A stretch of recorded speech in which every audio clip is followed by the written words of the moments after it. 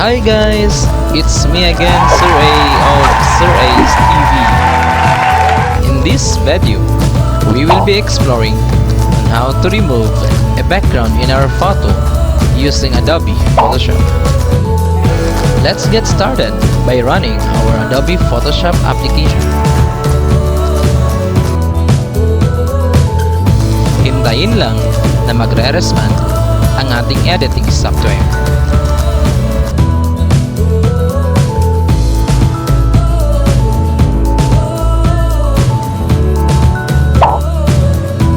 So after running our application or the editing software, punta na po tayo sa ating subject or target picture na gusto nating i-remove yung background. Okay, so ida-drag lang po natin ang ating file or ang ating photo to our project library para ma-open po siya.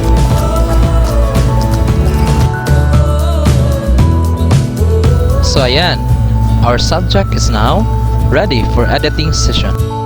Okay, if you try to observe our subject, meron po siyang tinatawag nating solid color. So, iisa lang po ang kulay ng kanyang background. So, pag solid color po is madali lang po nating i-remove yung background. So, we will be using Magic Eraser tool. Just press E in your keyboard. That is a shortcut for Eraser tool. Then select Magic Eraser tool and click the area you want to remove.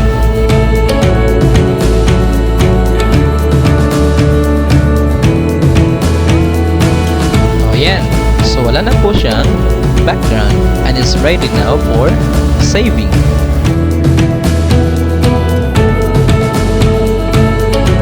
Okay, just click File. Punta tayo sa Save As. Then the format should be PNG or the portable network graphic. Then type your file name. Okay, take note of the area you are going to save your output for you to locate your output easily. So let's try to check our output. Yan. So i-drag po natin siya sa ating PowerPoint presentation or sa anumang presentation na gusto mong ilalagay yung ating portable network graphic output na photo. Yan. So, wala na po siyang white background. Yan. So, pwede po nating i-reposition yung picture or yung ating photo po. Okay. You can customize. Send it to back. Send in front. Send to back.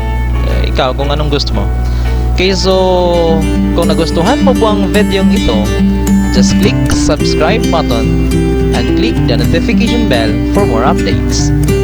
Okay, so wag mo pong i-skip yung video kasi meron po akong ipapakita kung paano mag-layout gamit ang PowerPoint presentation. Have fun!